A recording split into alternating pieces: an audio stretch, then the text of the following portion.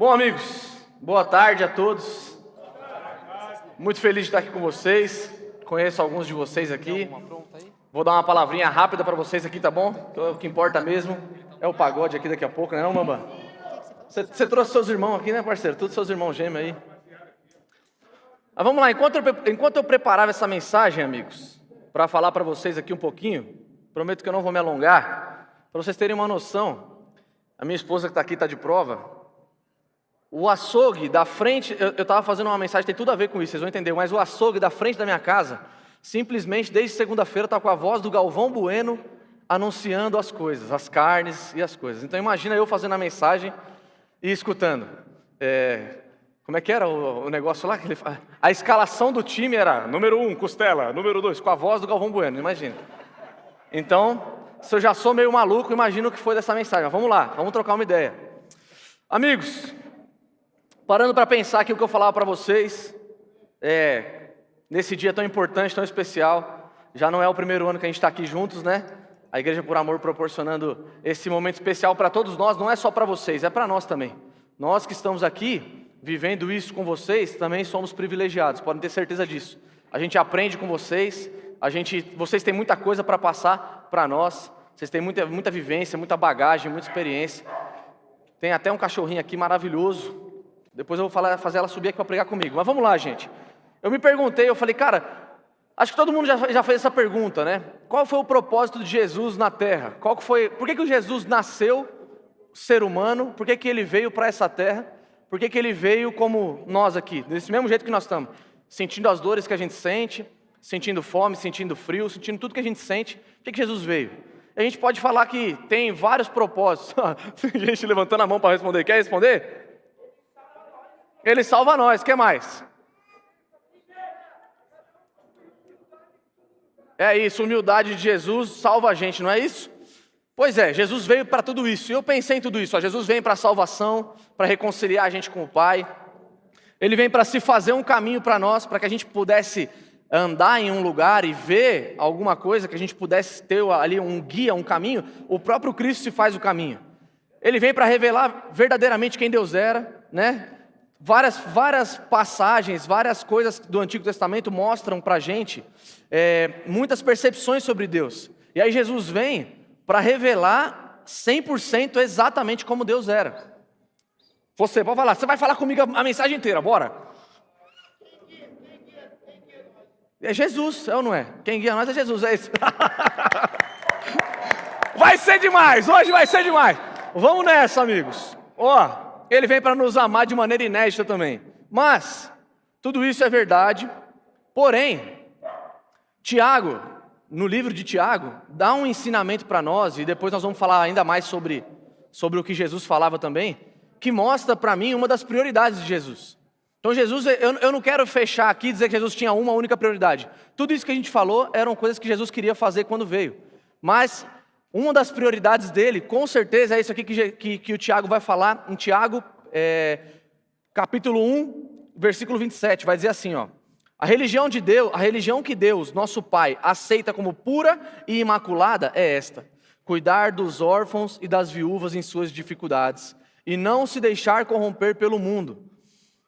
Cuidar dos órfãos e das viúvas em suas dificuldades, e não se deixar corromper pelo mundo. Viúvas e órfãos, para vocês entenderem, naquela época eles passavam fome, porque as mulheres não podiam trabalhar, as mulheres sequer podiam falar naquela época, infelizmente era assim, então elas não tinham recurso, quando os maridos morriam, elas literalmente passavam fome, e assim também era com os filhos. Então as viúvas e os órfãos daquela época passavam fome, passavam dificuldade. E quem são, a pergunta que fica para nós é: quem são os órfãos e as viúvas de hoje em dia? A gente pode dar vários exemplos aqui, como refugiados, pessoas abaixo da linha da extrema pobreza, que tem muita gente hoje abaixo da linha da extrema pobreza, pessoas em situação de rua, né, e pessoas que passam fome. A gente pode usar esses exemplos aqui. E o que o Tiago ensina nessa carta, Jesus ele mostra na vida prática dele. Então, Tiago, alguém pode dizer, mas Tiago está ensinando isso aí e tal. Não, então beleza, vamos falar de Jesus. Jesus, lá em Marcos 6, capítulo 6, versículo 34, olha só o que ele vai dizer, cara. São palavras do próprio Cristo, Ele vai dizer assim, Não, palavras do próprio Cristo não, essas não. É contando a história da multiplicação dos pães e peixes. Mas olha que interessante o que acontece aqui. Quando Jesus saiu do barco e viu uma grande multidão, teve compaixão deles, porque eram como ovelhas sem pastor. Então começou a ensinar-lhes muitas coisas. Já era tarde e por isso os seus discípulos aproximaram-se dele e disseram: este é um lugar deserto e já é tarde. Manda embora o povo para que possa ir aos campos e povoados vizinhos comprar algo para comer. Ele, Jesus, porém, respondeu: deem-lhes vocês algo para comer. Deem para eles algo para comer. É isso que ele disse. E eles disseram, os discípulos: isto exigiria 200 denários. Devemos gastar tanto dinheiro em pão e dar-lhes de comer? Perguntou Jesus, né? Quantos pães vocês têm? Verifiquem. Quando ficaram sabendo, disseram: temos 5 pães e 2 peixes. Então Jesus ordenou que fizessem todo o povo assentar-se em grupos na grama verde. Assim que eles se assentaram, em grupos de 100 e 50. Tomando os 5 pães e os 2 peixes, e olhando para o céu, deu graças e partiu os pães. Em seguida, entregou-os aos seus discípulos para que servissem ao povo. E também dividiu os 2 peixes entre todos eles. Todos comeram e ficaram satisfeitos. Os discípulos recolheram 12 cestos cheios de pedaços de pão e de peixe. Os que comeram naquele dia foram 5.000 homens.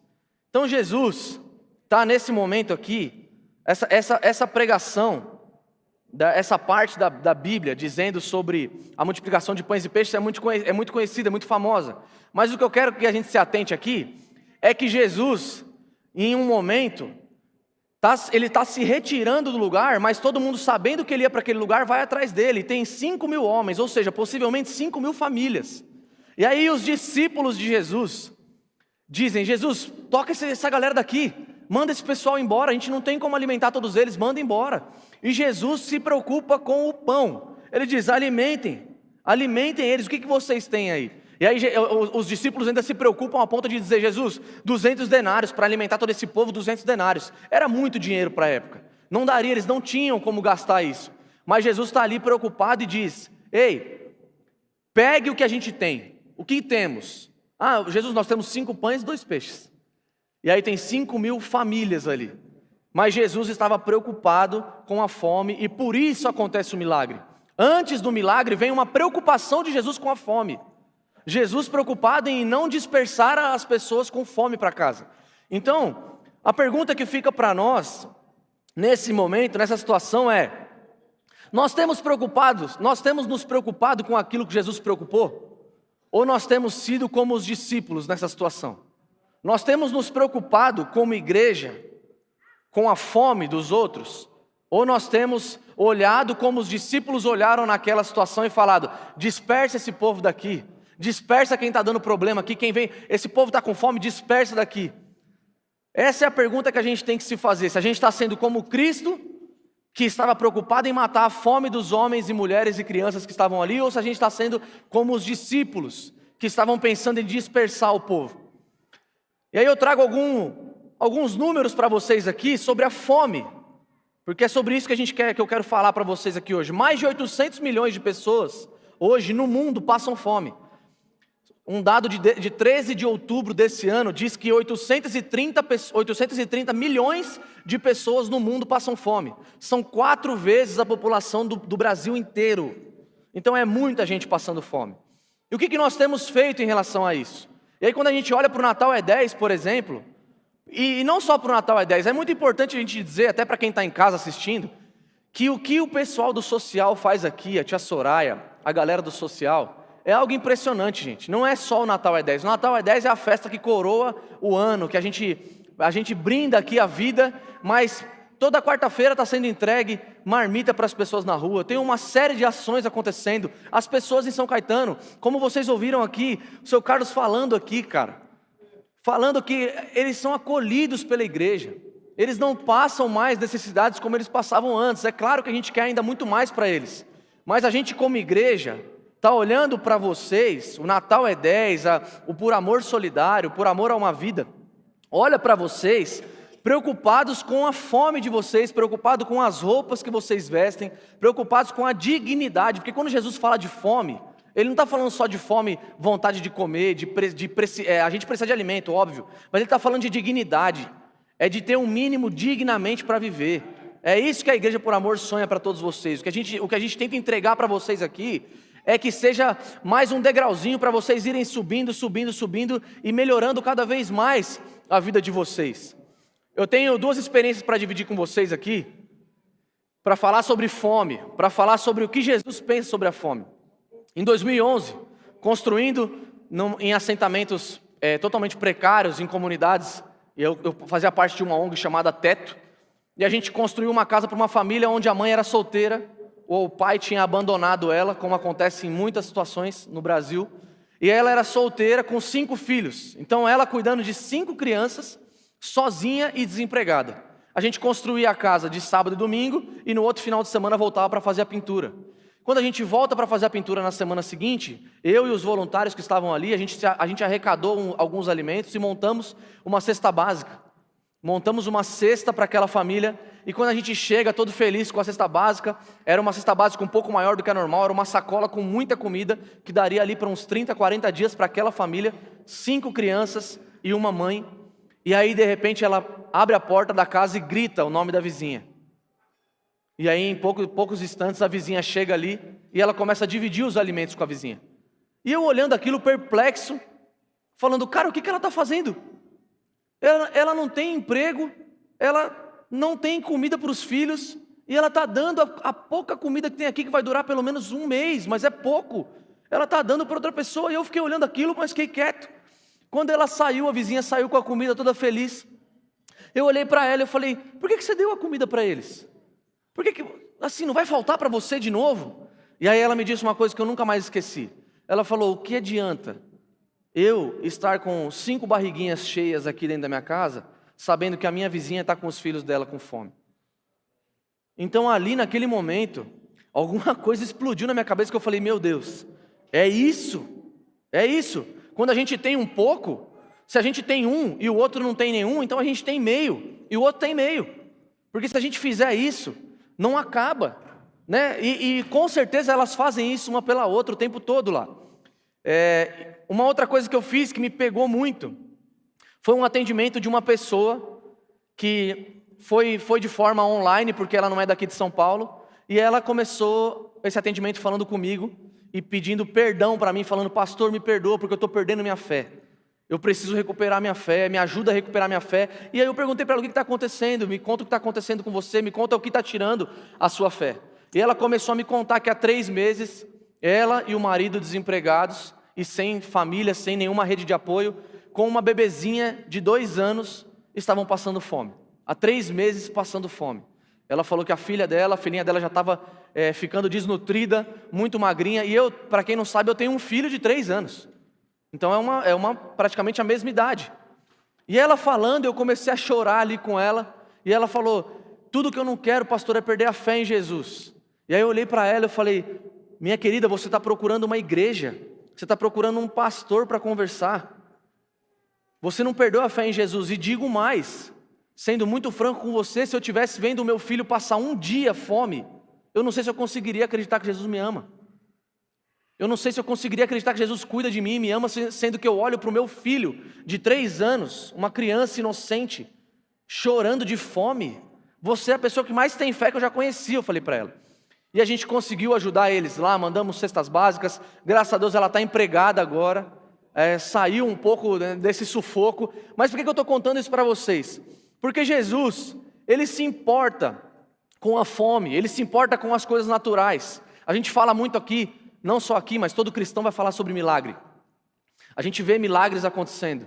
E quem vai falar isso para vocês agora é alguém que acredita em milagre sobrenatural, tá? Eu, inclusive, uma vez, em 2020, 2 meses antes da pandemia acontecer, fui numa UTI orar por uma mulher que estava desenganada pelos médicos. Ela tinha mais 3 dias de vida nos aparelhos e ela tinha morrido já. Já tinha parado os rins, o fígado. E eu fui lá, entrei naquela UTI, falei com o médico, ele falou, não tem mais o que fazer. Eu orei por ela, desejei vida para ela, coloquei o Espírito Santo para fora de mim, da minha boca ali, falando palavras de amor e de vida. E quando saí daquela UTI, abracei as 2 filhas dela e disse, a mãe de vocês vai viver. E elas estavam chorando já, porque elas falaram, o médico acabou de falar que elas não têm mais o que fazer, que não tem mais como dizer que a mãe vai viver. Pois bem, poucas horas depois, de manhã, no outro dia, essas meninas estavam me ligando para dizer que a mãe tinha acordado milagrosamente e que não sabiam explicar o que estava acontecendo, e os 3 dias de vida que tinham dado para ela, na verdade foram os 3 dias que ela ficou no hospital e foi mandada para casa de novo. 100% sã, bem, sem nenhuma sequela. Então eu acredito em milagres sobrenaturais, mas eu não estou aqui para falar sobre isso. É só para deixar claro para vocês que existem milagres sobrenaturais, a gente vê isso, é mistério, essa parte é mistério. Tem gente que a gente ora e a pessoa não é curada, tem gente que a gente ora e a pessoa é curada. A pessoa que foi curada nós vamos agradecer e vamos comemorar a vida. A pessoa que não foi curada nós vamos para o velório chorar. E nós vamos chorar, que também é divino, chorar com quem está chorando. Mas há um milagre que pode ser feito pela igreja. Obviamente todos os milagres vêm de Jesus, mas tem um milagre que a gente pode fazer entre nós, que é um milagre que aquela mãe fez ao dividir o pouco de comida que tinha com a vizinha, sabendo, sem saber se ela teria comida para o outro mês, ela divide aquilo. Então isso é um milagre, né? E quando a gente fala sobre fome, eu não estou falando sobre o espaço entre as nossas refeições, eu não estou falando sobre o espaço, sobre a janta e o almoço e a janta. Ai, que fome que me deu. Não, eu estou falando sobre dor. Conversem com alguém. Vocês podem dizer isso para nós. Vocês já sentiram fome. Vocês já sentiram fome muitas vezes na vida de vocês. Vocês sabem o que é desejar algo para comer e não ter. É muito mais do que o espaço entre o almoço e a janta. Isso não tem nada a ver, na verdade. E aí, quando alguém chega para um de vocês com um prato de comida, onde vocês estão ali pedindo, clamando por um milagre, aquele prato de comida é um milagre. Aquele prato de comida é um milagre colocado pelas mãos da igreja para vocês. Mandados, obviamente, pelo Espírito Santo, porque tudo isso que a gente faz aqui para vocês, é óbvio que é mérito do Espírito Santo. Então, o que a gente precisa ter na cabeça, gente, como igreja, você que está em casa assistindo isso, você que não pôde estar aqui, a gente precisa aprender que Jesus continua operando milagres naturais também com as nossas mãos, com a mão da igreja, fazendo um banquete desse, acompanhando essas pessoas aqui toda semana, como a tia Soraya e todo mundo que está aqui do social faz, uma equipe forte como eles têm, uma equipe que dá vida, que se coloca na rua para alimentar as pessoas, para poder fazer esse milagre acontecer. Então a gente fica esperando por toda a vida ver milagres e ver as coisas acontecendo, só o sobrenatural, e amém, isso a gente vai ver também, mas tem milagres naturais que podem ser vistos por nós, enquanto estamos fazendo eles acontecerem com Jesus. Jesus tem fome dentro de cada ser humano que tem fome. Então, hoje, vocês estão sendo alimentados aqui, hoje vocês estão sendo saciados aqui, e outras vezes também já aconteceu. A gente precisa entender, igreja, que o que a gente está fazendo para Jesus, porque a gente crê que tem um pedacinho de Jesus em cada um de nós. Tem um pedacinho, irmãos, vocês todos estão aqui, tem Jesus em vocês, cara. O Espírito Santo mora em vocês. Vocês não são um erro, vocês não são um nada, vocês não são, apesar de em alguns lugares vocês serem ainda marginalizados, a igreja está aqui para dizer para vocês que vocês são amados por Deus, para dizer para vocês que o milagre do prato de comida, na verdade é só uma parte do amor de Deus por vocês, existe muito mais, existe uma vida além disso, existe uma vida além do que vocês podem imaginar para vocês, ainda que vocês olhem para mim e digam, não Tico, isso aí não vai acontecer com a gente não, a gente vai ficar o resto da vida na rua mesmo. Cara, eu creio que existe uma vida para vocês saírem da rua. Cadê o seu Carlos? O seu Carlos estava aqui agora, ele foi, ele está ali, está morando aonde, seu Carlos? Está morando aonde? Fala para mim. Na sua casa aqui do lado, não é? E o senhor morou quanto tempo na rua?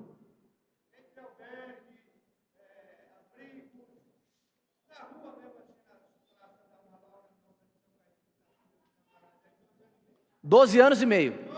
2 anos e meio morando na rua. 2 anos e meio morando. Pois é, olha o tanto de tempo que morou na rua, mas está na casa dele hoje. Então assim, eu creio que todos vocês podem ter essa oportunidade. O que a gente quer é, além de matar a fome de vocês, também junto com vocês encontrar oportunidades para que vocês consigam ter uma vida digna, para que vocês consigam ter uma vida como eu tenho, que eu saio do meu emprego, vou para minha casa, tenho uma família. Isso não é só para mim, isso é para vocês também. Isso é para vocês, a gente pode fazer isso juntos. E a gente quer fazer isso juntos. E como eu disse para aquela mãe, eu falei, como é que vocês podem crer em Jesus e na bondade dele se vocês estão com fome? Então é a obrigação da igreja matar a fome das pessoas. É a obrigação da igreja, não é somente é legal se der para fazer. Não, a igreja tem uma obrigação de matar a fome das pessoas.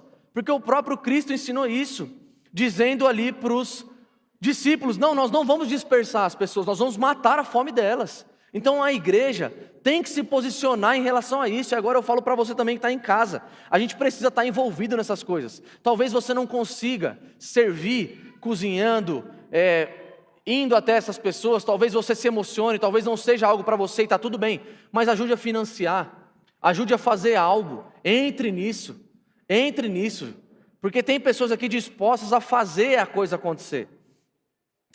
Uma outra forma que Jesus nos mostra, e que mostra ao que ele veio, quando a gente para pensar, o que Jesus veio fazer, por que ele virou humano e veio para a terra, também dá para a gente falar da fome sobre vocês, óbvio, que estão em situação de rua, mas a gente pode falar também sobre refugiados.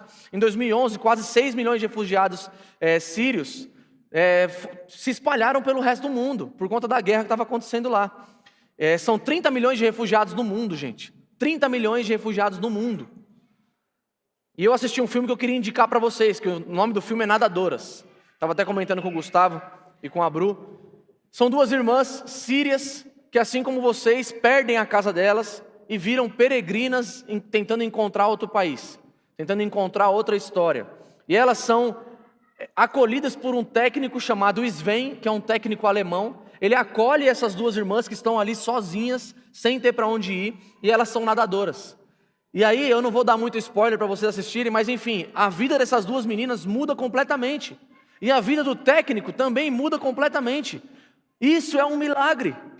Diante dos nossos olhos, a gente pode ver um milagre de alguém que acolheu quem precisava. E aí a gente vê um milagre acontecer na vida de duas meninas que têm a vida completamente transformada e na vida de quem também ajudou. Então nós, enquanto estamos fazendo aqui por vocês, também somos privilegiados por experimentar o que é o Evangelho de Jesus Cristo, na prática, poder olhar para vocês e dizer, vocês são nossos irmãos, essa casa aqui é de vocês, essa igreja é de vocês. Então os milagres de Jesus na terra, eles também acontecem através de nós. A gente precisa estar atento a isso, a gente precisa estar abertos a isso. E por fim, o que eu queria dizer para vocês é que Jesus, quando ele multiplicou os pães e peixes, lá como eu contei para vocês agora há pouco, ele não queria multiplicar pães e peixes para mostrar poder, porque quem quer mostrar poder não se deixa morrer numa cruz, crucificado. Quem quer mostrar poder não se entrega, não entrega a sua própria vida. Ele não queria mostrar poder dizendo, olha só, eu consigo multiplicar pães e peixes, olha como eu sou demais. Não, o que Jesus estava fazendo ali, meus irmãos, era mostrando que ele queria alimentar as pessoas. Jesus se importa com a nossa fome, Jesus se importa com a fome de vocês, o que vocês sentem, lá no mais íntimo de vocês, Jesus se importa, e Ele sofre isso com vocês, porque Ele mesmo passou fome, o próprio Cristo passou fome. Então creiam nisso. Jesus ele quer amenizar o sofrimento humano na terra, Ele não quer se mostrar poderoso, Ele não quer ser adorado somente de uma forma que a gente vem aqui, canta e ora. Não, Jesus ele quer ser adorado no outro, principalmente naqueles que mais sofrem, cara. Então a gente como igreja precisa olhar para essas pessoas, e vocês precisam entender que Jesus está olhando para vocês. A forma que eu tenho para falar para vocês que Jesus está olhando para vocês é dizendo, vocês não estão passando por isso sozinho. Vocês não estão passando por isso sozinho. E a missão da igreja é essa, precisa ser essa, cuidar do órfão e da viúva. Quem são os órfãos e as viúvas de hoje? A gente precisa olhar para essas pessoas e precisa cuidar dessas pessoas, urgentemente. Isso não é apenas um mero pedido, isso é uma obrigação da igreja. A gente não gosta muito dessa palavra, né? Obrigação, mas a verdade é que a gente precisa ser obediente às coisas que Jesus nos pede. E Ele nos pede para alimentar o faminto, para cuidar de quem está faminto, do órfão, da viúva. E mais, Jesus se surpreende em uma situação com uma das viúvas. Para vocês terem uma noção, amigos, Jesus está falando para as pessoas que eles têm que que a igreja tem que cuidar do órfão e da viúva. E de repente ele está num templo, olhando ali quem está colocando as ofertas, olhando aquele momento, e ele passa por isso aqui, olha só. Jesus sentou-se em frente ao lugar onde eram colocadas as contribuições e observava a multidão colocando o dinheiro nas caixas de ofertas. Muitos ricos lançavam ali grandes quantias. Então, uma viúva pobre chegou-se e colocou 2 pequeninas moedas de cobre, de muito pouco valor. Chamando a si os seus discípulos, Jesus declarou: afirmo-lhes que esta viúva pobre colocou na caixa de ofertas mais do que todos os outros. Todos deram do que lhe sobrava, mas ela, de sua pobreza, deu tudo o que possuía para viver. O que eu creio nisso aqui, que chamou a atenção de Jesus, irmãos, é porque ele olha uma pessoa que era para estar sendo cuidada pela igreja, é uma viúva, era para ela estar sendo cuidada pela igreja e suportada pela igreja até financeiramente, era para ela não passar fome por conta da igreja, e na verdade essa viúva está fazendo o caminho contrário, ela está ali colocando o pouco que ela tem para a igreja, contribuindo com a igreja com o pouco que ela tinha, e surpreendendo o coração de Jesus. Eu não sei vocês, mas eu também quero surpreender o coração de Jesus, cara. Eu também quero fazer coisas na minha vida, que Jesus olha e fala: cara, esse aqui é meu filho, esse aqui ele já faz isso, tá? Mas eu sei quando eu sou pai também, eu sei quando um filho faz uma coisa legal, o pai olha e os olhos brilham. Então eu também quero participar disso, eu quero olhar para isso e falar: Jesus, eu também quero servir a sua igreja, eu também quero servir as pessoas que mais precisam. E para encerrar a mensagem, irmãos, eu queria terminar lendo aqui Mateus, capítulo 25, versículo 34. Esse é o sonho para a gente, porque assim, de verdade, quando a gente for entrar no céu, todos nós, igreja, quando a gente for entrar no céu, quando a gente estiver lá, frente a frente com Jesus, e a gente estiver ali, vocês vão ver a tia Soraya entrando, porque o que eu vou ler aqui, fala que a pessoa que alimenta quem precisa, a pessoa que cuida do órfão e da viúva, vai entrar no céu. E aí não vai adiantar olhar para a tia Soraya e falar assim: tia Soraya, fala bem de mim para ele.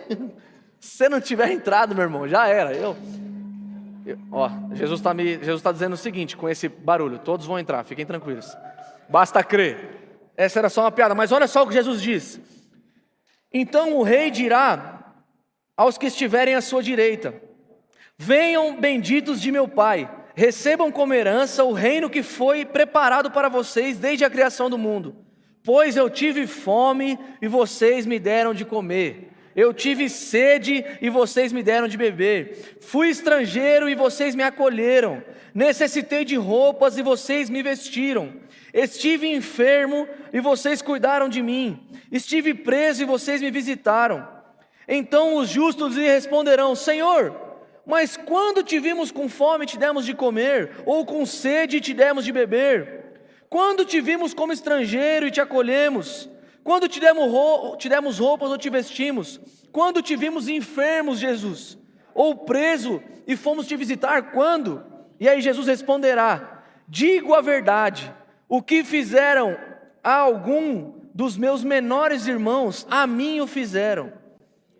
Então Jesus está olhando para nós, meu irmão, minha irmã, e dizendo: se você está alimentando alguém, você está alimentando a mim.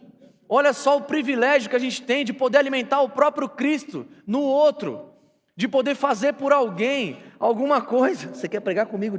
Vem aqui, fala. Leu o Elias 17, 19. Leu Elias 17, 19? 17, 19. Eu vou fazer isso.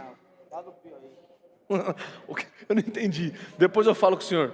Gente, vocês não têm noção, eu tenho, minha esposa sabe que eu tenho déficit de atenção. As crianças estão gritando aqui. Eu estou recebendo participações especiais aqui, eu estou me esforçando para não me perder. Mas, meus irmãos, eu queria encerrar essa mensagem dizendo isso para a gente. Dizendo que nós, como igreja, temos o privilégio e a oportunidade de alimentar Jesus Cristo no outro. E vocês, meus irmãos, são como Jesus, porque Ele mesmo diz que quando nós alimentamos vocês, nós estamos alimentando o próprio Cristo. Então não se esqueçam, vocês são morada do Senhor, vocês são como Jesus. Vocês são parte da igreja, nada pode mudar isso, nada pode separar vocês do amor de Deus. Então de verdade aproveitem esse dia, aproveitem essa festa, mas abram mão de algumas coisas que não cabe mais para vocês. Fiquem com Jesus, escolham Jesus, peçam ajuda para a igreja, para as pessoas, para que vocês consigam cada vez mais ter uma vida cada vez mais digna. Não é, seu Carlos? Vale a pena. Não vale a pena hoje estar com a sua família numa casa, cara. 2 anos e meio depois o senhor está com a sua família, me apresentou seus netos, sua filha. É isso que Jesus tem para vocês. Aí, Emerson e o Pombo também já alugaram uma casa. É isso, gente. É isso. Pombo, faz a dancinha do Pombo. Faz a dancinha do Pombo. Amém. Eu queria fazer uma oração para encerrar. É nóis. Quem puder ajudar com móveis, é isso aí, é isso aí. Depois a gente vai ver essa parada aí então. Demorou? Amém.